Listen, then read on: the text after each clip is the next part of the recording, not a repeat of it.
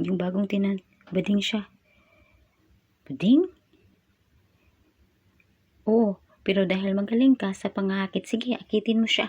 Bakit hindi mo gawin? Malay mo, ma-inlove sa'yo yung big paigla. Nagsisinungaling ka. Hindi ako ugaling sa harap-harapang nagsisinungaling. Sa tingin mo, katulad kita. Hindi tayo magkatulad, magkaiba tayong dalawa. Kwarto lang ang nirentahan niya. Mas komportableng mamuhay kasama siya kaysa mamuhay kasama ka. Umalis ka na, traidor ka. Ayaw ko na makita ka kahit kailan. Gusto mo komportable ka lagi. Siguro, sa tuwing makikipagkita ka sa mga lalaki, lagi mong suot t-shirt at tsinelas. Sa tingin mo, sino kayang lalaking gustuhin kang makita? Huwag mo kong sisihin kung inaagaw ko ang boyfriend mo o itanong mo sarili mo kung bakit ka niya iniwan. Umalis ka na. Ayaw ko nang makipag-usap sa iyo kahit kailan. Maliwanag ba? Pero alam mong wala akong ibang mapupuntahan. Lazy. Pinangamak ka bang maging model ng mga makakapalang mukha? Ikaw nagbago ka na. Isipin mo kung bakit. Wala na akong ibang mapupuntahan. Ito na lang ang lugar na tutuluyan ko. Please lang. Para wala nang mangyaring masama. Umalis ka na. Sige. Kailangan natin ng time para pag-isipan ang lahat. Wala na akong plano pag-isipan yung tungkol sa nangyari kahit kailan. Kaya wag na tayong magkita. Aalis na ako, di ba?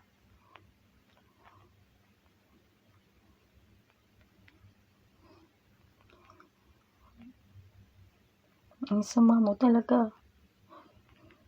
Hindi mo inisip ang feelings ko.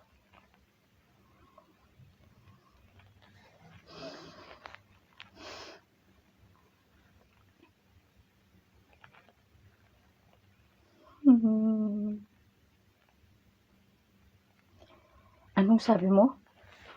Ano? Sino yung bading? Sorry. Hindi ko alam kung anong utak meron ka at kung bakit mo biglang sinabi ng salitang yon. Hindi ka talaga nag-iisip, no? Alam kong ayaw mo na may nakaalam ng sekreto mo, pero hindi ako nakapigil na sabihin yun. Hindi yun kasi isang bagay na madaling itago. Alam na kasi naming lahat. Alam? Naintindihan kita kung ano ka. Wala kang dapat alalahanin. Maintindihan kita kung yan ang pinili mo. Kaya lang, parang sumusobra ka naman. Parang sobra ako? Yung partner mo pumunta dito, tapos may iba kang kasamang lalaki sa motel.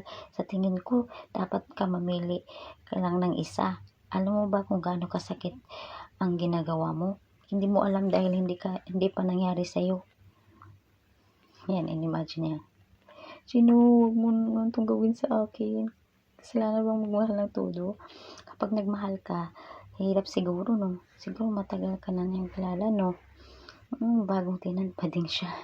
Kaya naggalit na siya sa kaya nag-impact na siya kasi alas na. Akin ang cellphone number mo. Ha? Ang cellphone number mo. 0910798029. Account number ko yan. Ha? I-refund mo yung dineposit ko doon sa account. Babalikan ko mamaya yung ibang gamit.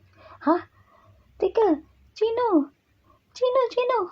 Sandali, teka lang. Anong problema? Nakikiusap ako. Mag-usap tayo. Huwag ka naman ganyan. Hindi ka pwedeng umalis ng ganito. Gusto mo ba? Huwag ka nang umalis. Hoy! Paano niya nagawang umalis? Yan, nag-imagine na siya. Galit na galit talaga siya. Kasi tinawag siyang bading. Isip niya. Anong bading?